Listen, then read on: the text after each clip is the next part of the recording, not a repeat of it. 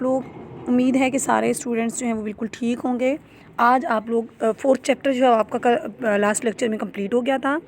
آج جو ہے وہ ہم لوگ اس کا 3rd چیپٹر جو ہے وہ پڑھیں گے، اسوہ رسول اکرم صلی اللہ علیہ وآلہ وسلم۔ آبجیکٹیو اور سبجیکٹیو دونوں طرح سے اس پیپر میں سے آتا ہے۔ سب سے پہلے ہم پڑھیں گے اسوہ کہتے ہیں راستے کو رسول اکرم صلی اللہ علیہ وسلم کے، ٹھیک ہے، رحمت للعالمین، یعنی آپ صلی اللہ علیہ وسلم بحیثیت رحمت للعالمین۔ تو سب سے پہلے ہم نے دیکھنا یہ ہے کہ رحمت للعالمین ہم کہتے کسے ہیں، ٹھیک ہے۔ تو اس کے لیے یہ آپ کے پاس میں نے ایک بک سے لیا ہے، یہ آپ لوگ سامنے آپ کو نظر آ رہا ہوگا۔ رحمت للعالمین کے لغوی معنی، رحمت کے لغوی معنی ہیں پیار، ترس، ہمدردی، غمگساری، محبت اور خبر گیری۔ عالمین عربی کا لفظ ہے، عالم ایک کو کہتے ہیں اور عالمین 2 جہانوں کو، یعنی تمام جہانوں کے لیے۔ اس کے لغوی معنی کیا ہے رحمت کے؟ پیار، ترس، ہمدردی، غمگساری، محبت اور خبر گیری۔ عالمین عربی کا لفظ ہے، اس کے لغوی معنی ہے 2 جہان۔ اور اس کے بعد ہمارے پاس آتا ہے اصطلاحی مفہوم۔ اس کا اصطلاحی مفہوم کیا ہے؟ اب اس کی جو ترتیب ہے جو آپ کی بک میں ہے اس میں بھی آپ نے ایسے ہی رکھنی ہے۔ سب سے پہلے آپ نے لکھنا ہے لغوی معنی، اس کے بعد آپ نے لکھنا ہے اصطلاحی معنی، اور اس کے بعد آپ نے نمبرنگ دیتے آنا ہے، نمبر 1، نمبر 2، نمبر 3، اور پھر جس طرح ترتیب آئے گی۔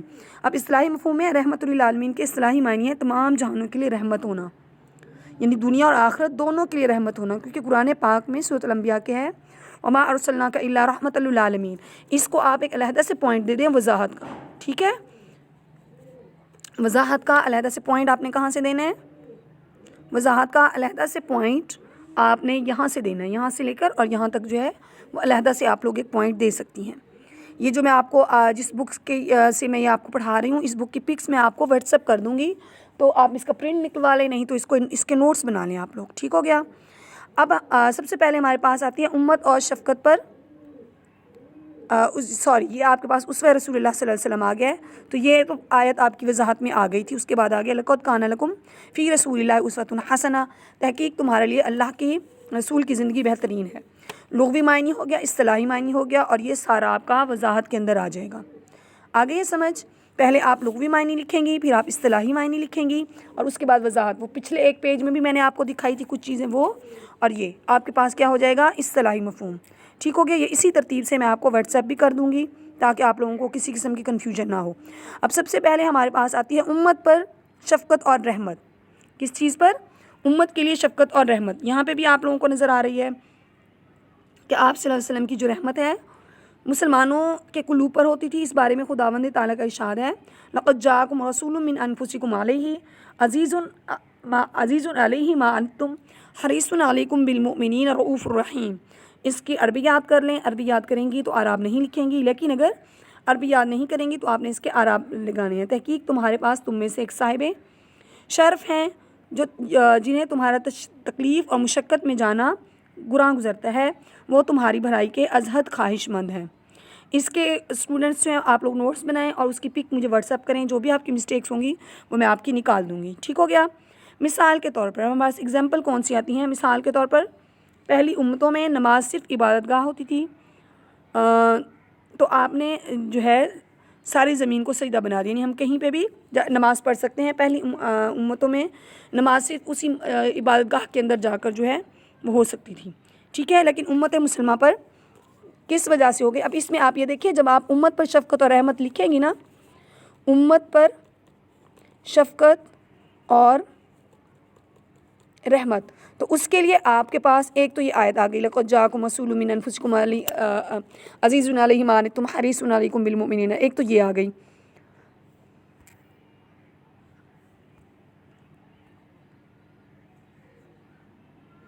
ٹھیک ہو گیا، ایک تو آپ کے پاس یہی آیت آ گئی ہے، دوسرا آپ کے پاس آ جائے گا جو میں ابھی آپ کو ایک اگزامپل دی تھی وہ ہو گئی، اور تیسرے نمبر پہ آپ اگزامپل لگائیں گی کہ حضور اکرم صلی اللہ علیہ وسلم مقروض اصحاب کا قرض جو ہے وہ اپنی طرف سے ادا کر دیا کرتے تھے۔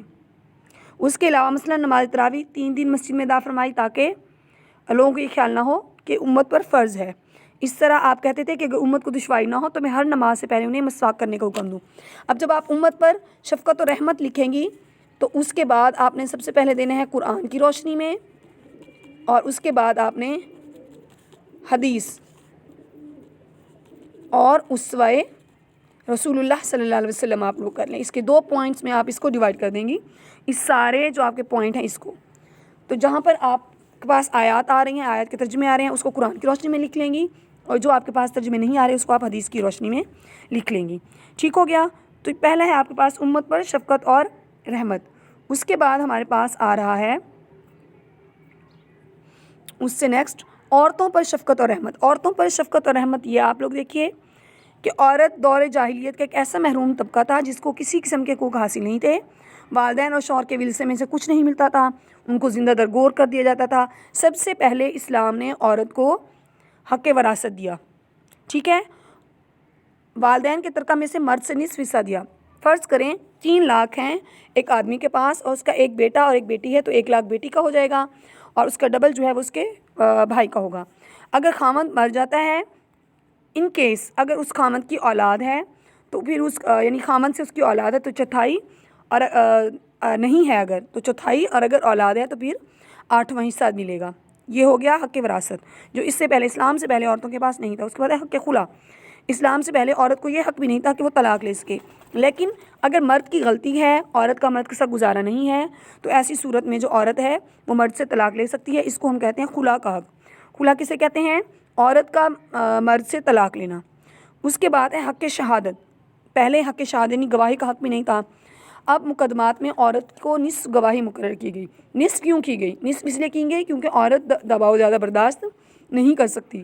اس کے خاندان اپنی بیٹی یا بہو یا بیوی کی وجہ سے زیادہ دباؤ برداشت نہیں کر سکتا، تو اس لیے زیادہ خاندانوں میں جو گواہی ہے وہ تقسیم ہو جائے. تو اس کے پیچھے بھی ریزن ہے عادی ہونے کی وجہ سے. اس کے بعد ہے نان و نفقہ. جتنا بھی خرچ ہے وہ مرد کے ذمہ ہے. فرض کریں عورت بھی ارننگ کر رہی ہے، مرد بھی کر رہا ہے، تو بھی مرد جو ہے وہ عورت کو اپنے حیثیت کے مطابق نان نفقہ دینے کا پابند ہے. لیکن عورت پر کسی قسم کی کوئی پابندی نہیں لگائی گئی. ہاں، اپنے مرد کو، اپنے شوہر کو، اپنے بھائی کو، اپنے باپ کو وہ اس کی ہیلپ کر سکتی ہے، لیکن اس کے اوپر فرض نہیں ہے. مرد کے اوپر جو ہے وہ فرض ہے نان و نفقہ دینا. ٹھیک ہے؟ اس کے بعد آ جاتا ہے مقام اور مرتبہ. کہ ایک صحابی نے پوچھا رسول پاک صلی اللہ علیہ وسلم سے کہ میرے محبت کی سب سے زیادہ حقدار کون ہے؟ آپ نے کہا ہے امو کا، ثم امو کا، ثم امو کا، ثم ابو کا. 3 مرتبہ کہا ماں، تیری ماں، تیری ماں، اور اس کے بعد چوتھی مرتبہ آپ نے کہا تیرا باپ. ٹھیک ہو گیا؟ اس کے علاوہ عورتوں کے معاملے میں اللہ سے ڈرو. یہ بھی رسول پاک صلی اللہ علیہ وسلم نے خطبہ حجۃ الوداع کے موقع پر فرمایا کہ عورتوں کے معاملے میں اللہ سے ڈرو، کیونکہ تم نے ان کو امان اور عہد کے ساتھ اپنے تصرف میں لیا ہے. تو یہ تو ہو گیا عورتوں کے حقوق. ٹھیک ہے؟ اس کے بعد ہمارے پاس آتے ہیں غلاموں کے حقوق.